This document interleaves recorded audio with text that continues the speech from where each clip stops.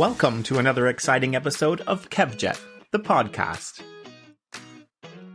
I'm excited to introduce to you this week's guest, Harry Cook. Thank you for having me. I'm stoked. Huge fan of this podcast and yourself. So thank you for having me. I ramble, I chat a lot, so thanks. We start off this conversation light and breezy, and I ask him what inspired him to get into acting. My grandma introduced me to the movie Oliver when I was like 4 years old. And then my mom's parents took me to see the stage production of Oliver at the London Palladium when I was like 5. And I just remember at interval, at the stage production, I sort of said to my grandma, why are there kids? Like, what are the kids doing up there? Because there's a ton of kids in the musical. I was 5 years old. And she was like, oh, they're play pretend. Like, they're out there pretending. But then she was like, they get paid for that. I was like, wait, they have money too? They get to be out there playing and they get paid for this? What the hell? Like, it blew my mind that was a career option. Buckle up because this roller coaster conversation moves fast and furiously. The reason people are so scared is because we are constantly distracted. There is solutions for the climate crisis that we could roll out tomorrow morning. If everybody woke up and was like, this is dumb, let's do this. We have the blueprints, we have the manpower, we have everything ready to go. We've just got a ton of gatekeepers who are holding the keys to everything. And we are just going along with it now. And it's like, I think if the tide is changing because a lot of people are going, this is so fucking stupid. Like, there's more of us than them. Why are we allowing this now? Like, it's dumb. Did Tom Daley have something to do with Harry's coming out? I asked the question. No. Sorry. No, because no, it didn't. He didn't inspire me to come out. And the Kevjet questions don't stop there. I keep throwing them at him. Need a Valium, I think, is why I'm going to get you really wound up to start your day. Let's talk Hollywood. Well, I mean, first of all, I think the Hollywood industry is just a enormous catch-22. Everything's a catch-22. Dare I bring up American politics?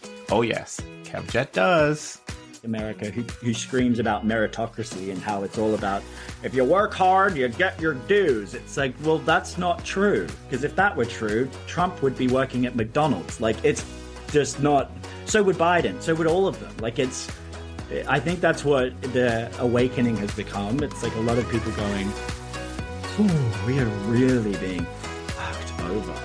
I would not be doing my job if I did not ask him about the famous Oprah post. I loved Oprah so much. And to be honest, I think she started out doing incredible things. I don't think she ever intended to turn into what her corporation has turned into, because she's not a human being anymore. Oprah Winfrey is not a person to look up to. She is a corporation with a marketing team worth more than some restaurants have. Like, her image is so squeaky clean because she has the money to make her image so squeaky clean. See, you're the Oprah we need, Kevin. You really are. These are the questions we need. Not, hello, everyone. We're going to sell you some drugs today. Who wants to not be fat anymore? Like, go away, Oprah. I asked the famous Kevjet question, what does being a man mean to you? Being a man should be finding your fucking soul, I would say. Finding who you are and trying to do good with it instead of trying to conquer, divide, and like just cause chaos. Like, stop causing so much chaos. We don't need anyone to die for there to be happy ever after. But I feel like that's where we're all at now. We're like, well, who will pay? This conversation is full of love, passion, and healing. Thank you for giving me a place to just rant for a minute and for listening to me pop off and for doing what you're doing. Because I mean it. You guys, it's people like you who save the world right now. We do not need more people like Kim Kardashian flogging the idea of work while she sits on her plastic ass. Like, we need people asking questions that you're asking. I'm so grateful. I just think voices like yours are so important. Like I said, buckle up. Enjoy my conversation with the lovely Harry Cook. Welcome, Harry Cook, to Kevjet, the podcast. Thank you for having me. I'm stoked. Huge fan of this podcast and yourself. So thank you for having me. I ramble, I chat a lot. So thanks for giving me a I place like to that. do I it. like that in a guest. If we go back to where it all began, it kind of all began here in London. Yeah, South London, actually. I was born in Croydon at Mayday Hospital, if any of you know that. Mayday Sure. Hospital, which is pretty apt considering I feel like I'm screaming Mayday, Mayday every minute of the day at the moment. So kind of perfect in that aspect. But yeah, I grew up in Croydon. I went to school in Surrey. And then when I was 10, I moved over to Sydney, Australia with my family. So, and then What from what there, I've over to America in my 20s. And finally, I'm in America now for now, for good. for now? Yeah. Yeah. What brought you to Australia, and then what was the change that brought you to America? That's so my parents actually met in Australia backpacking in the 80s. They were sort of in the early 20s, and they were visiting Sydney to do like a gap year, and it was easier to visit there than the States because of visas and stuff, and they could go for longer. And so they went to Australia, fell in love because it's beautiful. It is a beautiful place to fall in love. And the place itself is gorgeous. Like it's naturally beautiful. Um, I'll leave it there. So it's really, really pretty. And so my mom and dad moved back to London in 91, had me, and then my brother came along 4 years later, and we stayed in South London until I was 10 years old. And then my mom and dad had always said they would like to live somewhere sunnier because, I mean, it can be very gray and rainy. But yeah, so we moved it when I was 10, and that was a huge culture shock in comparative, like England to Australia, and just the general sort of the vibe is very different.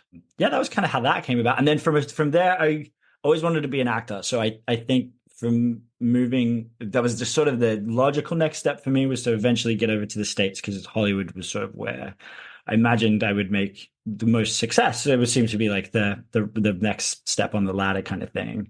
And yeah, I came here permanently a couple of years ago on a green card after a big, long, incredibly difficult, expensive immigration process. Like, that's why I understand it's so difficult to move to America and why it's so hard to do it, because it's near on impossible to, unless you've got a ton of evidence to prove that you belong here. So Same thing in Canada. It's the same thing with Canadian. Yeah, same thing. I was wondering because my mom and dad, like moving to Australia, they could only do that because my dad's a bricklayer. So he builds houses, and so it worked out for they needed bricklayers at that point in time, But they, strangely, I don't think ever have really needed actors in America or anywhere really. We're not an essential job. I mean, we're helpful, hopefully, but I don't think the world's not going to end if Meryl Streep doesn't make another movie again. Like, we're going to be fine. Stay with us. We'll be right back.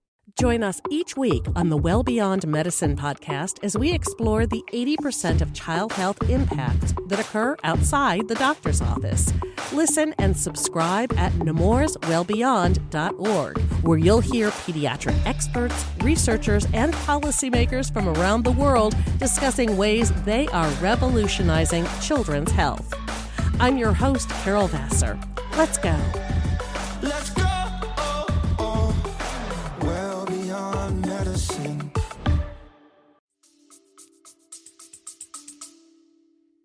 You found success in acting, though.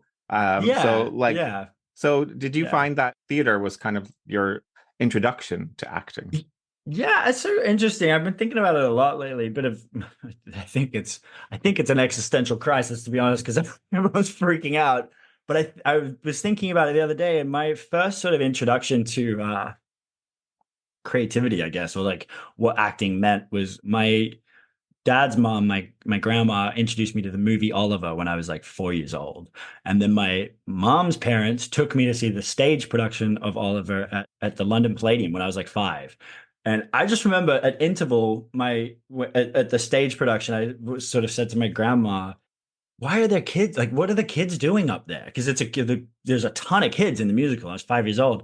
And she was like, oh, they're play pretend. Like they're out there pretending. But then she was like, they get paid for that. I was like, wait, they have money too? They get to be out there playing and they get paid for this? What the hell? Like, it blew my mind that was a career option. So that was, I think, the moment I was like, oh, I have to do this. This is like, why wouldn't you want to do this? This is the most fun thing in the world, to sing and dance and play pretend and not think about how awful it is every day. So I think that's kind of where I fell in love with acting. That story as well. It's a beautiful story. Fast forward to Australia. Yeah, a strange place to start a career in acting as well. They don't really have a huge industry there. It's not really Yeah. is Is it sort of like, I would imagine, sort of like the UK? Sort of everybody knows everybody. It's kind of very much. Yeah, but I think the difference with, and I've always found the difference with Australia to the American industry of entertainment and the UK industry in entertainment. I don't know about Canada. I've never worked there, but I've found that Australia is extremely cliquey, very much like gatekeepers abound. Like in every agency, in every management, in every publicist, in every production company and every theater company, right down to like, it even gets down to like community theater, where you're like, this is insanity. Like, what is people have got this chip on their shoulder in every single level of the industry. And I sort of noticed it when I was first starting out, and solely not wanting to I was never really keen on making a ton of money from this gig. It was never, I've never been like, oh, I really hope I get this dumb Marvel character and ride that wave and make a fortune. Like, I'm like, what is that? I don't get joy out of that. Standing in front of a green screen for 12 hours a day, like shouting at nothing. That's what I saw someone in the street doing that recently, just yelling at clouds. It's not like, that's not a creative, that's not like fun to do. I was like, I want to go on like sets, like the artists who build these incredible sets. And I grew up watching like Jurassic Park, and like where it was like a mix of CGI, but mostly really epic sets and actors who showed you how emotions felt with their acting. Yeah. I feel like now we're just seeing explosions and just look over here and look over here. There's another dinosaur and over here. And everyone's forgot what the fuck we realize we do movies and TV for, It's so true. And now with AI, an actor probably will never have to leave their house. For real. And that's why it's like the people who are screaming about, oh, this generation don't want to work. I'm like, no, we're dying to work. But like, we just don't want to work like a computer. Like when we have all this technology now, like I read something so interesting, and I'm going to screw it up because I haven't written it down like an idiot, but it was something along the lines of, like the climate crisis we all keep hearing about, and because everything, I do believe everything is interconnected, which is a tricky one when people are just understanding the climate crisis and everything. Because I think people are like, hang on, you're just talking about Hollywood. Why are you talking about the climate crisis? And I'm like, it is because it's all part of it. Like and I think the reason people are so scared is because we are constantly distracted. There is solutions for the climate crisis that we could roll out tomorrow morning. If everybody woke up and was like, this is dumb, let's do this. We have the blueprints, we have the manpower, we have everything ready to go. We've just, like Australia's industry, got a ton of gatekeepers who are holding the keys to everything. And we are just going along with it now. And it's like, I think if the tide is changing, because a lot of people are going, this is so fucking stupid. Like, there's more of us than them. Why are we allowing this now? Like, it's dumb. So Exactly. Sorry, I went on such a tangent. Please just tell me to shut the fuck up when I get like this. No, I love it. I don't have to. I'm not going to have to pull anything from you. We got some content. Give me a couple of episodes with all my shit that I ramble about. One interesting fact is that I saw you were in the forefront of the fight for gay marriage in Australia. Yeah. Well, I that was back. Well, when did they get? They were one of the last Western nations to hit marriage equality too. Same again, gatekeepers. Like the whole country wanted marriage equality, and for the longest time, it was just this constant culture war between left versus right, right versus left, where everyone was like, for God fucking sake, can we talk about the fact we're running out of food? Like, no one really cares at this point. We just would like to move on, but they're actually oppressing people. And that's why we're fighting this so hard, because it's exhausting to have to just continually fight and show your existence. Like, hey, no, we are here and we just would like to be on the same page as everyone. But I think that's my initial thing with that was I got on board because do you know what I think it is? I've had this huge realization lately. I come from a very working class family. I don't come from money. I never have. Like, none of my family are in entertainment. None of my family have ever been rich. We have been like the kind of family who, the builders and cleaners and doctors. And my grandma was a nursing home manager. She used to manage a nursing home up until she was 71. Like that's the kind of people that I come from. And they're not people who chase this acclaim that gives you nothing. They're not people who chase 3-4 houses because it doesn't amount to anything. Like, we're not these. I feel like there is definitely a class system in the world, and it's people who have a level of consciousness and intelligence and like a soul. And then there's others who genuinely just want to see the world burn and don't give a shit. Like, that's kind of where I've got to. I'm like, and I think you maybe have to experience a level of poverty to understand it. For me, like, it was like knowing that it was rent or medicine at a point, like that. Mm-hmm. And I don't think it's really, I don't think a lot of people realize that a lot of actors get into this industry to pretend to enjoy a make-believe world, and also to try and get a better life, because the one that they've seen has never paid off for anyone in their lives. Like, the system is so broken, which is why I think a lot of creatives chase this golden light in hoping that, if I get enough money, I won't have to deal with this nightmare anymore. Everyone's now kind of in that bucket, I think. I don't know. We're going to get into that. I'm definitely going to get into that. See how far I go? Just edit. You're going to need a good editor. I'm sorry. I think I have ADHD as well, which is bad. I'm going to get my money's worth. Is it true that Tom Daly inspired you to come out? No. Sorry. No, because no, it didn't. He didn't inspire me to come out. And in fact, I've had that question a lot, and I do think it's really interesting because he came out, and it actually peed me off at the time, because I was like, that's not how you do it, idiot. Like, no, what are you doing? Like, that's not what his coming out was, hi, so I think I still like girls a little bit, but I think I'm also kind of into this fella that I'm with. Like, that was his coming out. And I'm like, what? So are you gay or not? Like, what are you saying? And everyone was like, he's such a hero. Why is he a hero? He's just basically opened the door a little bit and then fucking ran away. Like, I'm like, pick a lane. And it's not about labels. It's about integrity. It's truly, it's got nothing to do with, I'm a gay man. I'm a human man. I believe that with all my heart. I find the beauty in a flower as much as I do in the love of my life, who is Trey. Like, that is where I think people have forgotten. It's not things or people that humans should be chasing. And it's like there's underlying thing that we seem to have all forgotten. That's kind of where I think.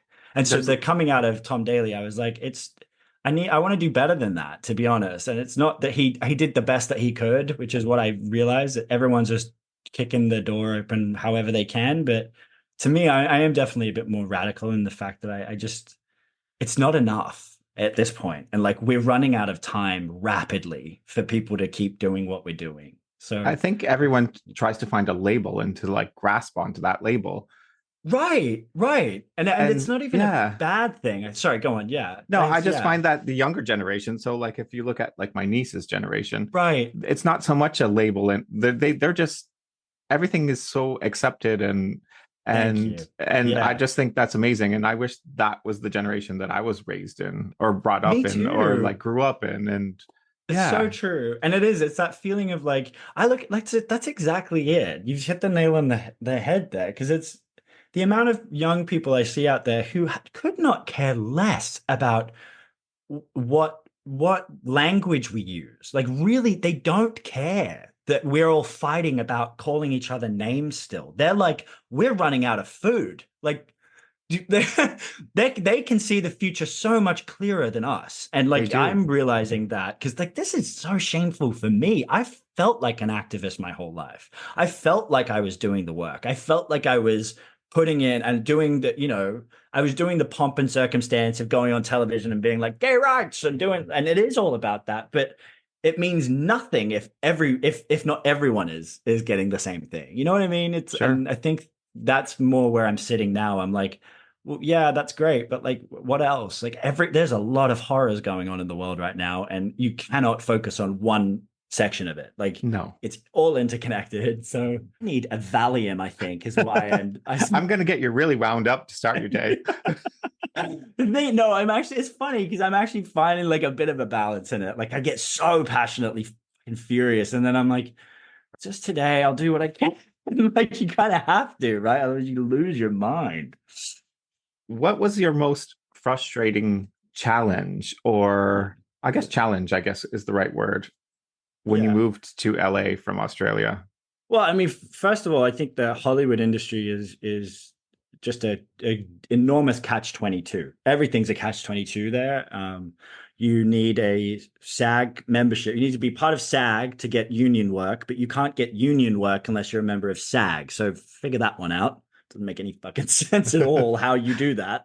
And then it's like to get an agent or a manager over there, you need to be referred. You can't just send your stuff over. You either need to know them, meet them, hang in their circles, or kiss their ass to get an interview. And it's that's always been confusing to me, especially from a country like America who screams about meritocracy and how it's all about if you work hard, you get your dues. It's like, well, that's not true. Because if that were true, Trump would be working at McDonald's. Like it's just not. So would Biden. So would all of them. Like I think that's what the awakening has become. It's like a lot of people going, we are really being fucked over. Mm-hmm. In every area of society. Do you remember when was it? This was around the Me Too movement, but it was when actresses started calling out the fact that they were on like $1 in comparison to their $200 million co-stars who were male. That's right. And at the time I was like, God, shut up. You've got 20 million in the bank. What are you talking about? And that was my ignorance at the time, being like, I don't care. Like, what are you shouting about? You've got 7 mansions. And that is true. Yeah. But it's also like the greater issue of that, because that goes right the way down to the McDonald's staff to know that they are working 3 jobs and not surviving while their manager is in Barbados on 2 yachts. Like that, I think, is the difference now. We're all realizing that it's not just Hollywood. Mm-hmm. And granted, I'm trying to do something about Hollywood because I've seen it up close, but it is kind of this insidious thing that everyone's under this spell that we're like, well, if we keep working ourselves into the ground, it'll get better. It just hasn't worked. No.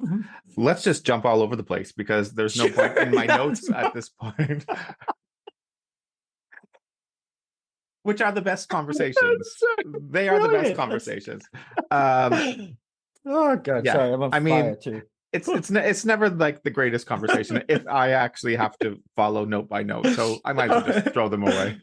So your social media has taken a change. Let's say. Yeah, it's going kind of. I think. I mean, it was the Gaza, the genocide in Gaza that kind of kicked it off, but also this major shift in my own consciousness, I guess, mm-hmm. and like what I valued. Because I'll be completely honest, I'm the biggest one to blame of it, really, and that's I think where a lot of my shame has come from, and my fight to do something about this with the privilege that I have. It's because I've been like. I've been doing nothing, really. I've been hoping that one day I'll be able to get up there and life will be better for me. And I have not cared about the fact that so many people below me have got it so much harder. And that I am very, very lucky where I am, just where I am. The fact that I've got food, water, and a roof over my head is brilliant. Like such a win. And this celebrity culture thing, I think that I've been obsessed with my whole life. I'm so in trouble for that. Like I've been so part of that machine and have helped the machine. Like I'm completely putting my hands up that I've been in the wrong there. But like when you come to that realization, I think that's when I'm like, oh, this is absolutely absurd that we are continuing this. I mean, I've always said we have more information on our cell phones than we do in like a public library now. So like ignorance really is when we are being screamed at it, you know, like when we're seeing these images coming out of Gaza, and it's, you can't ignore that. Like we've never seen anything like this before. It is horror beyond, and used to love horror movies. I can't watch horror movies anymore because that is too terrifying to me. I can't, it's like PTSD. And I'm like, I think that's where my social media took a massive turn, because I'm like, who is actually going to pay for this? Because it's not just like we're consuming this stuff every day like it is a horror movie, and it's not a horror movie. It's traumatizing stuff for humanity to see this all the time. So who do we sue to say that I'm not sleeping? Like I'm having to get sleeping pills because I'm not sleeping. I'm terrified of what's going on in the world. So like the responsibility, I think, has always been handed down to people. Like, recycle more, it's your fault. Like, no, it's not. Like, but everybody's so conditioned at this point. That's it. Yeah. That's nail on the head there. And I think I was talking to you about it on Instagram. I've been talking to everybody about it, but like the conditioning that we have all been in, and myself, like myself, my parents, my grandparents' parents, like it is this generational trauma that we have all become so desensitized to everything now that we are zombie walking into hell. Like that is the only way I can see it now. It's like if we don't hop off this merry-go-round together, it doesn't end, and that's scary. It's like it doesn't need to carry on like this. When we've got all the resources, that's what I try and bring it all around back to hope, right? Because we can do it tomorrow. It's not this bleak idea of like, oh, we need to figure it out how we do it. Like it's there. We have it there. We just got a few people, like a few hundred people against 8 billion of us. And that's why I've said it today. That is why they are freaking out and scaring everybody the way they're scaring us. Where they say, we've got nukes. You don't have a fucking missile. We're sending you them because you don't have anything. You're the most pathetic army in the world. The most pathetic group of man babies in the world. And the only reason they're continuing to do this is because we're letting them do this. And I think the fear is gone, and now I'm just outraged. You know what I mean? Like, it's not like oh my God, they're going to kill us all. Like, it's not that. They're not going to do anything because they can't do anything without our help. It's this like, come on, everybody. We're doing this to ourselves now. That's where it's at, I think. Who knows? Yeah. I mean, what have you noticed different about your following since you've taken this little... I mean... much more authentic connections, that's for sure. I've been reached out by podcasts before. I got outed on a podcast once, and I was like, no, I'm done with this bullshit. But like, you do find the people who are genuinely trying to do good. I believe you're one of them. Like, I find we're all finding the right ones, I believe, at this point. And I think that's so imperative, because it's the ones with a bigger heart that is going to save the planet. And it's not fighting. You know, we've done this fighting merry-go-round thing since the dawn of time. Men have been doing this. Men are the... But it's always men, and we keep going to these stupid wars, losing our entire families, losing our souls along the way, and then going, why is everything so shit? It's because of us. We just need to get out of the way. So let's just talk about your post about Oprah. Oh yeah. Oh, thank you. Let's. First of all, this asshole. No, to be honest, this is where I struggle, because I know people love Oprah. I loved Oprah so much. And to be honest, I think she started out doing incredible things. I don't think she ever intended to turn into what her corporation has turned into, because she's not a human being anymore. Oprah Winfrey is not a person to look up to. She is a corporation with a marketing team worth more than some restaurants have. Like, her image is so squeaky clean because she has the money to make her image so squeaky clean. Like, it's just so fascinating to me how duped we are, and how celebrity worship. I don't know about you. Have you noticed it? Well, I mean, it's always been there. That's the thing. The Beatles and like the Spice Girls when I was growing up, and like One Direction, and they keep giving us these idols, right? They keep like, hey, look over here. We've got some people to look up to, and they've got opinions. Doesn't matter what their opinions are. They're all rich. They're all rich, really rich, mega rich, wealth that we will never understand. Like a level of like, do you know what I read the other day that just was, I was like, what? Jeff Bezos apparently last year made $7 million every 10 minutes. $7 million every 10 minutes. I and do you know how much tax he paid this year? $0. I'm on minimum wage. I paid $5,200 this year on tax that my boyfriend had to help me out with because I don't have that. Like, Of course. so this is like a slave nation now, like slave world where it's a global regime where we're like, it's the class system is slowly wiping out the rungs until it's just going to be a few very wealthy idiots with no souls at the top or at the fucking moon. Like it's that level that I'm like, they're just getting away with it because we haven't harnessed our collective power yet, I think. Did I miss the question? No, we were talking about Oprah. Well, yeah, so basically it's her fault. No, I just feel like now it's that case of she doesn't even know what she's doing. So get out the way. Go sit in your house and be quiet. Like, be quiet now. We don't need. I saw an interview. They were talking to somebody who had just worked with her, and I can't remember who it was. It was an actress, and she was like, she shared a trailer with her or something, and apparently Oprah stopped and asked her, "Are you chewing gum in front of me?" And the actress was like, "Yeah, I'm chewing gum," and she's like, "Nobody chews gum in my presence." And apparently, it's like a contractual thing. You do not chew gum around Oprah because she can't stand the sound. Do you know what's scary? Like I believe that with all my heart as well, because I shared a video recently. I'm really good friends with Gina Davis, and she had a book that came out called Dying of Politeness. Great book, incredible read. But she was on the Graham Norton show in the UK, and God help me, I need to know who this actress is, but she was also, in fact, I won't say the name of the actress who shared the story because I don't think it's her responsibility to cop anything. She's just as blinded. I totally know what you're about to say, but no, tell the story.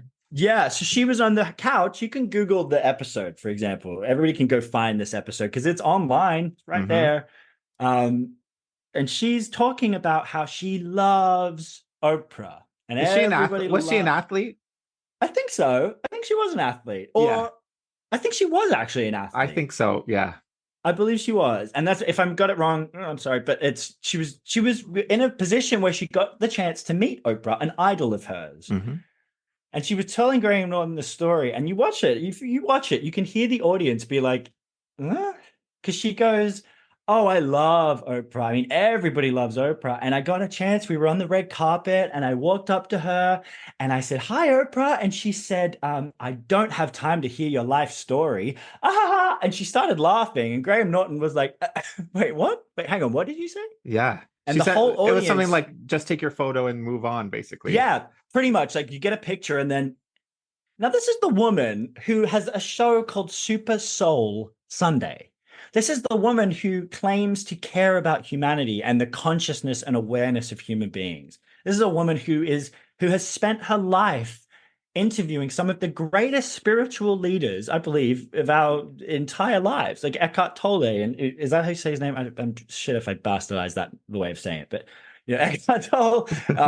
She had Gary Zukov, who did Seed of the Soul. She's had these incredible teachers and has learnt nothing from them.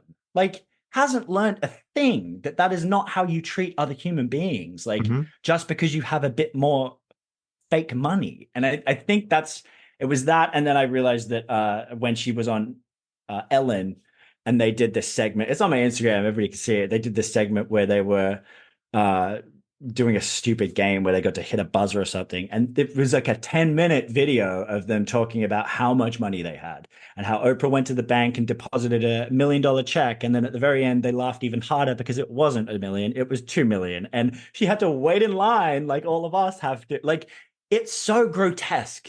And the thing that's so grotesque is like people are like, yeah! Like, why? why are we like this? It's like that question needs to be asked more and more than ever. I can't understand why we are continuing to let these people get away with this. It's just stupid. Ugh. And Ellen too. Fuck her. She treats all of her staff like garbage too. She's a terrible person. Like, and I think that's why they continue to get more money, because the terrible people band together and have all the resources. That seems to be the way it works. Like, yeah, and I've always wondered, I'm like, why haven't I got my big break? Because I'm not an absolute pile of shit. Like, that's why. Have you heard from anybody that you've been calling out online? No, none. Johnny Sibili, this is where it kills me. And it's like the queer community, the queer actors, the people like Neil Patrick Harris, like people I look up to in the industry, people that I was like, one day I'll get there. And I'm so proud that they've paved the way. They haven't paved the way for anything other than the patriarchy and white supremacy, because that's all it represents now. They're not doing any work for anyone else. Unless I mean, Johnny Sibili is really surprising to me in particular. And I'm going to call everybody out because it's what's required at this point. Everybody needs to own their part. I love that you do it as well. I love that. Yeah, I mean, I don't really care at this point. And I think a lot of people are kind of like, yeah, good point. But it kind of says more. It says more about their character that they don't actually come back to you. Right. And I mean, just to clarify. That's the thing. That's you nail on the head there. It's just clarify why you're not speaking. I'm not judging anyone. If you're terrified because it's too much for you, fine. Like if it's too much for you to understand what's going on, fine. At least put a watermelon in your bio. Show people that you are on board this cause that's anti-genocide. Like do something, anything at this point with your profile. Or what are you doing? Where is your heart? That's where it's thank you for that. I'm actually really grateful for that, because I've been wondering, what am I actually looking for out of this? And it's just clarity. I need to know what is wrong with these people and why they're not affected the way that you and I and a lot of people are. Like, yeah. I mean, I have this conversation with lots of my friends, and some of my friends are extremely passionate. Some of my friends are passionate, but it's not something they discuss. And I'm kind of in the middle. I'm like finding my way through it, but but I know where I stand. And if I was to ask you, you would be like, this is it, like it would be like an immediate, and it's the ones that I'm like, I know what you're doing and you're keeping yourself safe. That's all you're doing at this point. Yeah. And it's like, no, this is the scariest thing that I don't think people are realizing across the board, is that if we allow collectively this level of violence to any group of people, we accept it for all of us.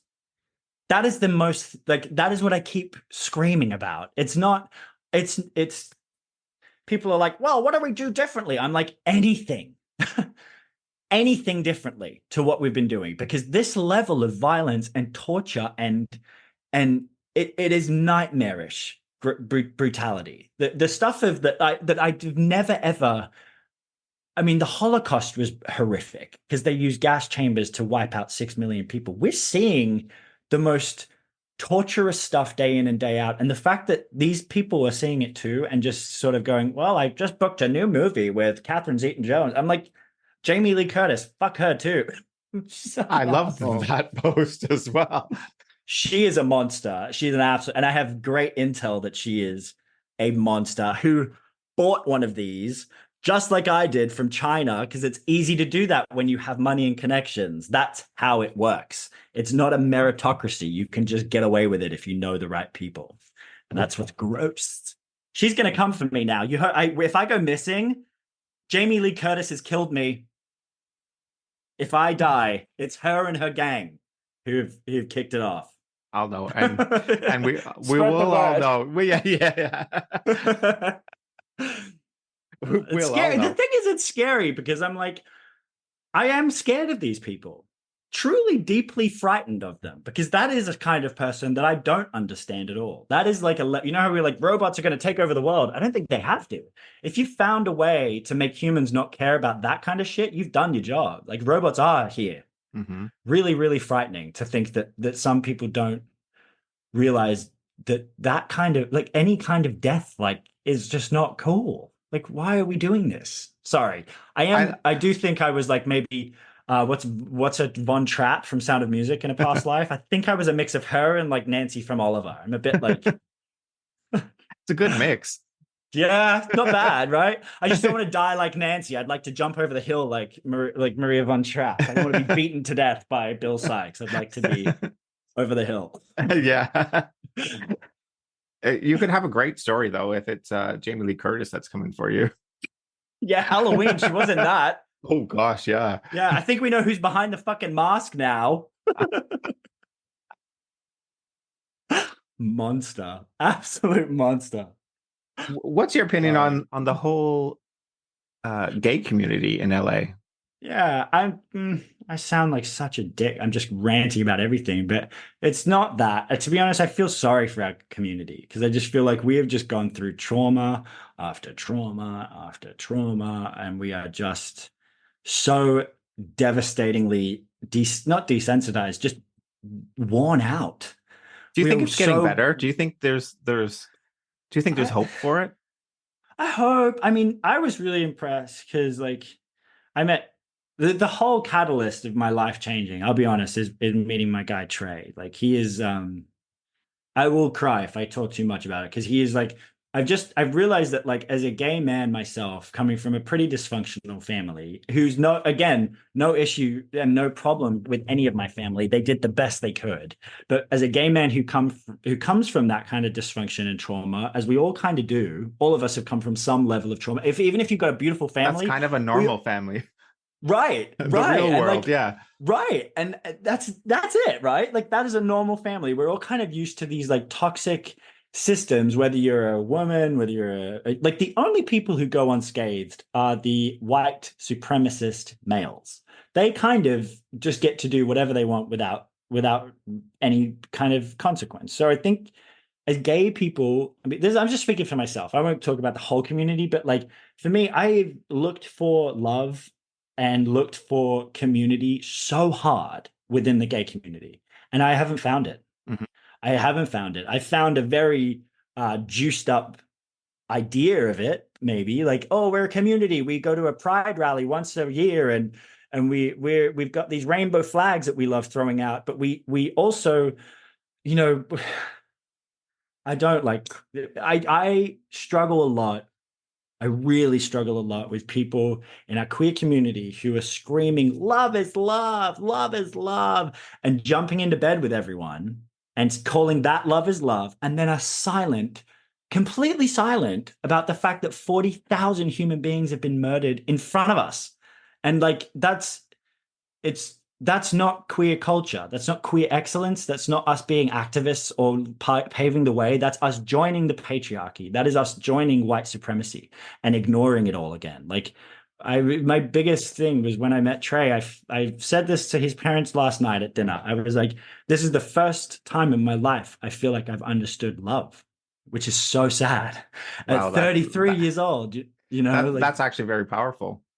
Right. But I do believe that. I don't think that until meeting him and falling in love with him the way I did and realizing what love actually is, which is like we moved closer to his family and I did it in a heartbeat. We'd been together, I think 6 months when I did it. And I was like, to the ends of the earth, I found home. This is home for me. Love is home. And it's like family, and it's a connection that is more than just, you know, sex or music or drugs or alcohol or this chase, constantly looking for the next thing and the next thing and the next thing. And that's capitalism in one way, but it's also just the lives we all lead. We're just constantly, I don't know about you, I fucking hated all the dating apps, all the stupid dating apps and all the fucking dumb. I've never had to do it. So that came after me. Right. I'm like, God, I would hate to have to, like, if that's how you have to start finding somebody in the world. Yeah. What chance do you have? Yeah. This gives me a lot of hope, though, that the people like you were saying that, because I do feel like sometimes I'm like, oh God, is anyone else seeing this? Like, it's really kind of frightening when you're like, that not a lot of people, I think, that we've all sort of forgotten what the point is, you know, like that's the saddest thing. I've got friends. I had friends. That's the thing. I've found a new group of community because I'm like, these values do not sit with me anymore at all. Your values of what you think is culture, queer excellence, queer culture, or black excellence, black culture. It's the gender binary. Like this supersedes it all. It's It labels. really, We go back it's to the whole label labels. thing. Yeah. It's labels. Yeah. We've all just tribed off. We're like, oh no, I'm gay. Well, I'm gay, but I'm also non-binary. Well, I'm non-binary and I'm also trans and I'm also, and I get it. Everybody's allowed that. We're all Yeah. allowed to feel however we want to feel. And I think it's beautiful that we've accepted that about ourselves and that there is a binary and we are all conscious beings, but that's not what it is. That's not what it is about. It's great to recognize it, but you don't hop off into a camp and then start fighting the others because you think you deserve, you know what I mean? I feel like that's where And I we're always at. say We're that all at about, these I always say tribal that about parties. LGBT community. I'm like, they call it a Yeah. community, but to me, it's not a community at all. Like each Right. one of those labels Right. is fighting. We're all battling the other, Right. the other community. Like Right. it's not all. There's no equal. It's just love. That's what people see on the news. The straight people see that on the news. Yeah. And they're like, why are you having a pride parade when all we're seeing is this giant spectacle of like people in arseless chaps? Like, and that I understand because we're like, it's not, and they're like, oh, we don't conform to heterosexual culture. I'm like, it's not conforming to a culture. The culture itself is fucking wrong. Like, it's wrong. It's a wrong culture. The West's culture, I think, is the problem. It's it's this constant chasing for something else, which is making that culture so toxic. I don't think, and I think that's the trickiest part now because I'm met with so many. What I'm saying, I feel like a lot of people, including my loved ones and people who are extremely anti. I've had people who have been so anti-gay reach out to me and be like, listen, I'm actually not anti-gay, I've realized. Like, it's not anti-gay that I am. I'm actually a bit more like, shit, I'm sick of this. I'm sick of this weird thing we're all doing. You've got a point. And I think that's it. Mm-hmm. It's more about like when we all stop lying to each other, like stop lying to each other. That's what I think the greatest tool for us all now is to just go, yeah, you've got a point. And that's silly. Like, it's really silly. We shouldn't be doing that. And I'm also the first to admit, part of the letters in our community, I don't understand fully. And so I do podcasts about it and I ask the questions that I want to know. And I've had so many people reach out to me and say, I'm so thankful that you did a podcast on this subject because I didn't understand it, but I get it now. For real. And I'm just like, honestly, that's why we're doing it. Yeah. That is it. And that's what we've missed. We've stopped doing that. We've stopped asking to get to know other people and just telling them so they get to know us. Like, exactly. That's the difference. We're not. And what is that saying that I think Trey said it to me last night and it cracked my universe in half because I'm like, that is it. He said that that saying when you grow up and it's like, treat others how you want to be treated. He was like, I don't believe that. I don't think that is what you should treat. You should treat others how they want to be treated. Like, and I believe that. Like, ask questions, get to know people. Be like, hey, like, what will make you happiest? Do you want me? Okay, you want me to call you call you they, them? Absolutely. Like that. If that's respecting you, I'll do that. And you like to pray on Sunday? Absolutely, you do that. I'm not going to, but you do that. That's beautiful for you. Enjoy that. You like that's the level of humanity that we have completely lost. We are now just like, you want to pray on Sunday? Fuck you. Yeah. Well, and you're like, hang on, who are you praying to? Yeah. Right. Like he hasn't done anything just for wanting to pray and the same on the other side. Like, oh, you want to be a woman? Fuck you. You're not allowed to be. Like, you're not allowed to be. What do you mean? We're humans. Like, it's so stupid that we've all charged off into these like rabid camps that are horrible groups of people, really. Like, it's just communities of like hateful, angry people who are lost. And you find people who are in communities who say, I'm in this community because we're better than everybody else, and we promote that we're better than everybody else, and we love everybody, and but they're the ones who have the most hate.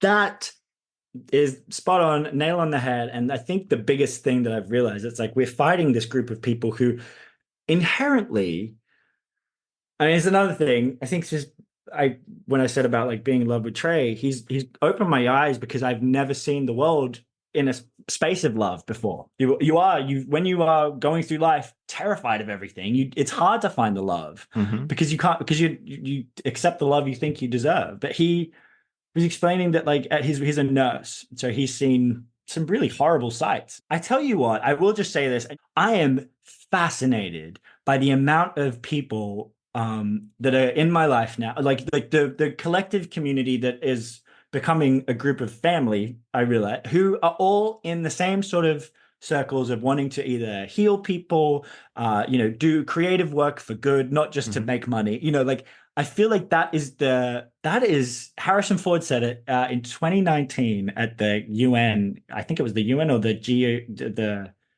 Global Climate Summit or so. He was like, there is a group of people out here who are the moral army, and we need to get the fuck out of their way. And I believe that's us. And that's not I'm so much better than everyone. I've got a lot of work to do, a lot of trauma to keep unpacking, but I'm well aware of my flaws and like where I sit in the picture. And I like, that's why I'm calling it out as rabidly as I am, because because everybody needs to see that now. Like we're too far gone to just keep going, oh, it's fine. It won't figure itself out. We need to figure it out ourselves. And I thank you so much for saying that. And also for your service as a nurse. I say to Trey every time he gets home, I'm like, you should be on the Oprah money. She sits around on her fat ass literally selling Ozempic to people on her show so they can get some level of soothing in their soul if they look like the people on Housewives who all just look like melted candles at this point. Like, what are you doing? It's so stupid. That's very accurate. Like, thank you. You've given me an extra dose of hope and humanity today. And every day I'm getting more of it, which makes me think we are going to get through it eventually. Hard road ahead, but I do believe that in my soul now. We are on the right track. I do think that. I always say you get from the world what you give to the world. Absolutely. Absolutely. And I do think these MAGA lunatics on both the left There's like a thumbs up that just popped up. Yeah, what was that? Did you see that? I think if I do that, does it do? That's weird. I was on a thing I did a podcast with my friend Sarah the other day, and balloons started coming down. So that could happen too. Who knows? Wow. What's going on? AI. We're probably being spied on by the government right now. They passed that too. They passed that law too. I'm like, oh, good. So you can now just watch me from where. Great. Cool. Wonderful. I know. It's amazing, isn't it? That's fine. Yeah, that's so fun. Do you remember that meme? I think it was early 2000. Well, no, probably later than that. And the dog's in the house and everything's on fire. And he's just, this is fine. I feel like that's the West right now. It totally is. I was going to ask you about Trey, but I was going to ask you what love looks like to you. Oh, well, that could get me crying, but I think, no, that's a really good question and something that we're not asking enough. And that's why like people like you are the people, I believe, who will save the world. I believe that with all my heart. I really do. That's not even hyperbole or trying to amp it up. It's people like you who are asking these questions and getting that message out instead of the constant hate and anger that we are seeing all the time. So I'll say that first, because I think that is the most poignant question that everyone should be asking in every news outlet. What does love mean to you, President Biden? Like, what does it mean to you as you're signing billions of dollars to go in and decimate families? Like, what is love to everyone? Where is love? And to me, it is this feeling that like, I would rather die than ever let anyone go through what I'm seeing.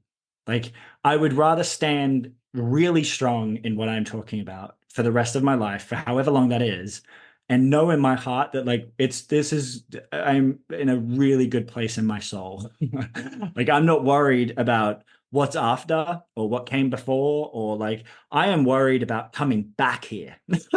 Doing this again, or like God forbid we all die and come back in Gaza or another part of the world that is being ravaged by this level of violence and have to figure it out there.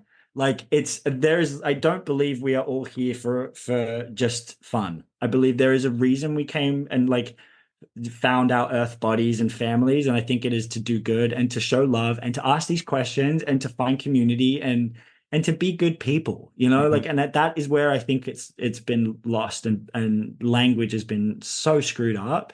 Because what you just said is like, that gave the relief I felt just from hearing somebody be like, what does love mean to you? Yeah. Instead of like, what do you think of Trump and Biden and the election? Like, it's this constant, like, what? Like, let's just talk about the fact that there's people who are like desperately needing help. Like, it seems like we're all so angry. It's so true. It's so true. But like but at the wrong people, like we're angry at the wrong people. And I think once we all realize that it takes just all of us to be like, enough. No, you're not getting our tax dollars to do this anymore. Yeah. No, we're not doing it. Like, There's a protest on in Columbia University right now, and that's right before I joined this. I saw the police had, of course, they're always there when you don't need them, never there when you do. But they turned up with 17 squad cars or something ridiculous, all correctional facility. Like they're going to take all of these students who are just camping on the grounds, demanding a ceasefire and demanding that that Columbia University withdraw the funds that are going towards the genocide. So they're just organizing, which is what America claims to be free of. They claim to say that we continually fighting fascism, yet the police are there escorting students to jails for protesting a genocide. Like, we're already in The Handmaid's Tale. We're already in genocidal mania right now. And the people who were like, oh, what if Trump gets in? I'm like, you've missed the point entirely. If Trump gets in, it's because of you. Yeah. If Trump gets in, it's because you've done nothing. And like, that is why. And because the Democrats have let it happen. And I am so furious about this because I do love America and I love the nature that I'm around. And I do love the spirit that is somewhere here, because it definitely is somewhere here, because that's what's led me to, to this beautiful family that I'm now a part of, and with Trey. And like, so I know that there's a beautiful soul here, but what the fuck is everyone doing? It's so tiring. So, it is. I'm going to ask you. Tried to bring that back around, and I was like, how do I do that? I'm going to ask you a question that I ask everybody that I speak to since International Men's Day. And yeah, it's a good. And the question is, what does being a man mean to you? See, you're the Oprah we need, Kevin. You really are. These are the questions we need. Not, hello, everyone, we're going to sell you some drugs today. Who wants to not be fat anymore? Like, go away, Oprah. To be a man, man, to me is, I can answer what I don't think being a man is. And I think that like the patriarchy is so, I think the patriarchy, and I think the white supremacy has taken the form of male consciousness. And now that is like insidiously perverse in every level of our society. And like from sexuality to gender to the gender binary to like the whole, that is where I think the male consciousness is so wrong, because I think being a man to me is like family and love and community. Like, what we were like we've been talking about is just like finding our family and finding our heart and realizing that, like, I don't know about you or just this, or fathers in general. I love my dad. I'm going to keep saying that till the end of time. I will love my dad forever, but he is of a generation of men, and not always the case though, because that's just not across the board, but he is one of a generation of men who I believe think that the only way to get stuff in life is to fight, or the only way to get anywhere in life is a transactional thing. Right down to like every single interaction in life is some way transactional. Like, and I do think that's probably the biggest issue, is like being human is not transactional. Like capitalism, yeah, sure, we can have shiny stuff and like whatever. But when it's starting to hurt people at the level it's hurting, I think that's when we've sort of lost what it means to like being a man or being a woman or being a them or being trans man or a trans woman. What about being just a human being? And like, I'm so sad that like we've all forgotten, not all of us, like that so many have forgotten that it like none of these little tribes will matter if we don't have a planet to all live on. Like, if we all blow each other up and there's just a hole left in this world, then what is the point of our weird tribal wars? What is the point of capitalism? This endless growth? Like, what are we doing it for if we're all going to just perish? But I watched, I will bring this back because I think this is a nice way of wrapping that up. I watched Interstellar the other night, and that was such a beautiful illustration of, if you watch it again, because I haven't seen it in a while, I watched it and it's an illustration of like healing the male narcissism that we are all seeing. It's like the males having that deep narcissistic viewpoint that they've got it right, everyone else is stupid. It's war, more. Like that's the only way it's been because that's the only way it's ever been. And God forbid we change anything. That has to change, has to change. That mentality that like, we're going to keep on fighting until there's nobody left is so fucking stupid because it's like, there's nobody left now. Like we've lost humanity now.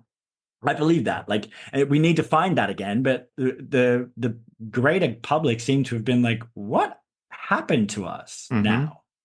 Really frightening to see that. So for me, being a man is just being a man should be finding your fucking soul. I would say finding who you are and trying to do good with it instead of trying to conquer, divide, and like just cause chaos. Like stop causing so much chaos. It's do you know what else? Lastly, I'll just you're probably like, shut up. No, I love it. I watched Sound of Music for the first time last week, and Maria von Trapp, based on a real story. Did you say for the first time? But the first time, because I grew up watching Oliver, so I just thought, oh, this is the only cool story. My dad, I remember growing up, and all the guys in my life, like the adult males, like you don't watch Sound of Music. That's a girl's. You don't watch that. You watch Oliver. That's about like overcoming adversity and doing that. And I was like, oh, okay, right. No, it's not. It's about the woman who gets beaten to death for saving someone she loves. Like that's actually the story of Oliver. It's someone who loves a kid so much that she's willing to die for a child at the hands of her own man. Like that's Oliver. And Sound of Music I watched, and it's about a man who at first is a narcissist who doesn't know how to deal with his family, but by the end saves his family because he comes together, realizes what an asshat he's been, and saves them by getting them out of there, like together, not being the dick and sending one off and going, good luck. Like that's not, I said to my mom, because we were talking about Oliver, because I've been obsessed with that movie my whole life. And I was like, you know what Nancy should have done? She should have ran away with Oliver. That's what she should have done. She shouldn't have run and given back to another guy. She should have taken him and ran away together, because those two together deserved love, deserved happiness. Yeah. And we've got this thing where we need to have someone as a hero. Someone's got to die. No, they don't. We don't need anyone to die for there to be happy ever afters. But I feel like that's where we're all at now. We're like, well, who will pay? How about we all stop fucking paying? Exactly. I love that your answer is similar to almost every answer I've received when I've asked that question. And I started that. I did a panel of men for International Men's Day, and they were all straight men, and they all had amazing answers. And it was about finding a balance between the feminine energy and their feelings and emotions. Yes. And then I said, maybe I should re-ask the question. Maybe it should be about what is being a good human. And you just said that as well in that answer. No, but that's really so interesting. I love that you've asked that to men, though, specifically straight men, because that should be that question in itself needs to, I think, 100%. What does being a man to you, to a straight white man, needs to, or just everyone? I think is such a cool, because we've all got the mentality of a man in our head now. That's we right. all think that we need to conquer everything to get anywhere, and that's a male mentality. And I think we all grew up with like, oh, man up. Yeah. Oh yeah, man up. Don't cry. Get on with it. Get on with it. Like, what does getting on with it mean? Look where we've gotten on with it too. Like, and you know what I do find great solace in is that there is the people who are the most terrified are the ones in this. We're not the minority anymore, and they know this. Mm-hmm. The minority is hate, and like this level of violence and evil. That is the minority. Yeah. Human beings are not wired to behave like that. You know how like watching the other day. I mean, it's horrific, but it's what happened. The Manson murders. Like they killed a woman who's pregnant, killed following the dad, like horrific. And I think Trey was talking about Beyonce doing a performance, and he was like, you know what? She is committed. And I was like, yeah, so with the Manson family. Doesn't mean she's great. Like, just like, you know what I mean? You can be passionate about something. Doesn't mean you're in the right fucking direction. Like, she's not doing anything helpful. Her billionaire status, Beyonce, Taylor Swift, Trump, Elon Musk, anyone who, Oprah fucking Winfrey, that level of wealth is causing so much damage right now. Yeah. So much damage. Like, it's funding a genocide, that level of wealth. So Yeah, you do need to kind of reevaluate that. Yeah. And that's a good question, I think, for all male. Like, what do you, I love asking what? that question. Let's just move on to our quick Yeah, fire, sure. and I will let you crack on with your Oh, beautiful no. day. I'm just first, I want to like wrap with me just saying thank you to you. Like, thank you for giving me a place to just rant for a minute and for listening to me pop off and for doing what you're doing. Because I mean it. You guys, it's people like you who save the world right now. We do not need more people like Kim Kardashian flogging the idea of work while she sits on her plastic ass. Like, we need people asking questions that you're asking. And I'm so grateful to become friends with you and to have you invite me on and yeah, just keep doing what you're doing because it's Thank you. gives me hope and relief. Thank you. I just think voices like yours are so important. Yeah. I'm like clawing at the doors now. I'm like, where is Let's crack on with some quick fire and have some fun. What is the last thing you Googled? Oh, can I check? There'll be quick fire when it's edited. Yeah, sorry. Yeah. I read spiritual quotes for anxiety. So that's where I'm at mentally. How big is your inner circle? 5, 6 people, I'd say, really close to me, I guess. But I like the idea of something a bit bigger. I would like to grow my inner circle to humanity. That's what I'd like. So I'm very keen for that. Best compliment you've ever received? You're really kind. Yeah. Weirdest gift you've ever received? Weirdest gift. Not weird, but these are really cute. I want to show you them because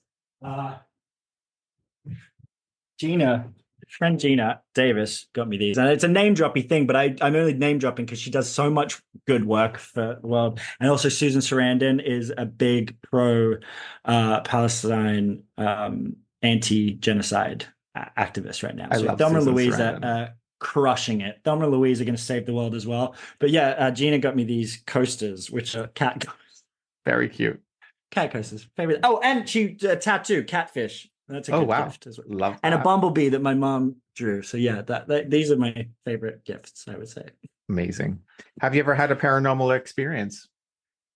I would say kind of weird, but I found myself, remember the solar eclipse last week? I was sobbing in here on the floor, like proper bawling. And I was like, this is overwhelmingly painful. And we've all seen war. Like we've seen nightmarish images coming from the war in Iraq. And, we've seen these, but something clicked and I could not stop crying. It was just this overwhelming,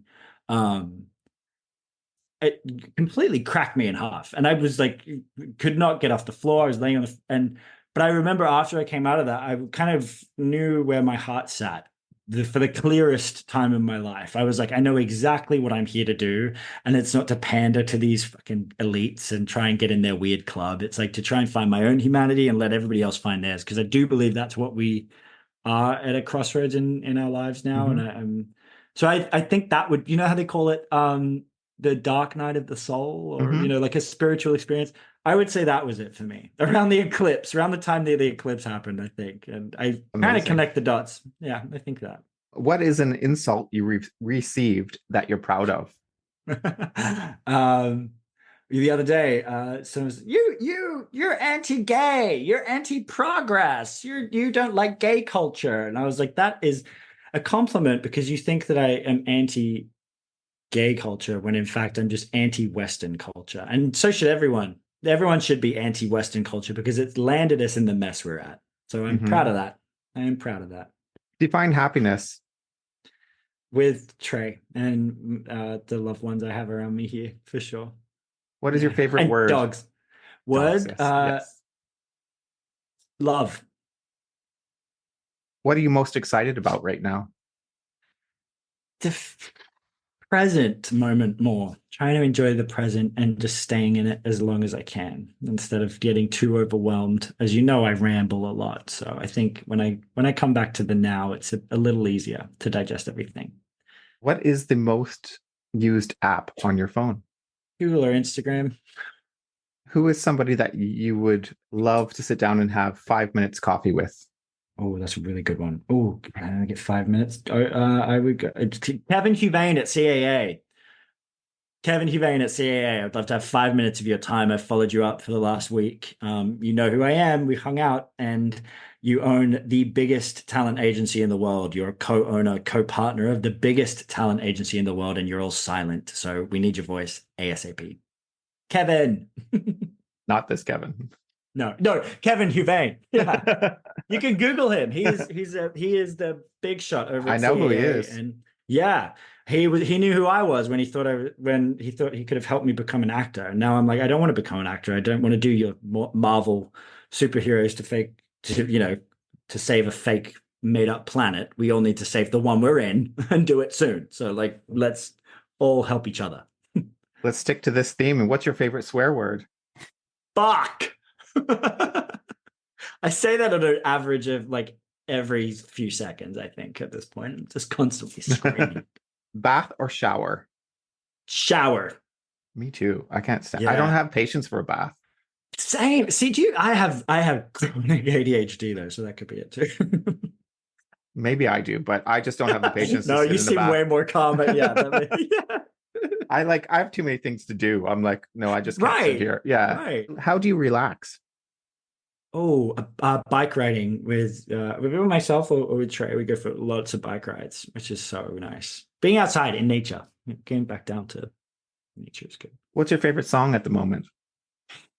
Oh, do you know what? Can I say a few? I'm listening to the soundtracks of Chitty Chitty Bang Bang, Sound of Music, Oliver, Les Miserables. Like, if we listen to all of the art that has been shown to us and thrown at us, and we actually listen to the words and the lyrics and watch the movie and listen to the screenplay, I feel like that is where we've all become robots. We get so much content that now we're all like we don't know what we're even fucking consuming. And it's like there are so many messages. We're so used to these 30-second clips as well. We're just scrolling. I mean, the Sound of Music, we watched over 2 nights because it was a 3-hour movie. I'm like, when did that happen? We could have got through that. I've spent 3 hours watching movies before, but attention spans of goldfish. We need to all wake up a little bit. Totally. Describe yourself in 3 words. Kind, passionate, loopy. If your life were a movie, what would it be called? Ooh. Send me on my way. And who would play you? Me. I would like to. I'd like us to get some of our own roles back. It would be nice. Tell me about the 3 most influential people in your life. My mom. My mom for sure. Trey. And I think Ram Dass at the moment. I'm reading a lot of Ram Dass, and he's got a really beautiful way of making me calm. His writing's really helpful in terms of like spirituality and being anxious. I'm really anxious a lot about what's happening. So I think just trying to find some peace in it all is really lovely. And I find that with books. So say him, yes. And what's your favorite number? 8. Great. Well, I'm going to leave it with this. I don't want to keep you any longer than I have. And I am such a huge fan and so grateful. So thank you so much for having me. I love this conversation. So keep doing great things. Yes, you too. Thanks again. Thanks again.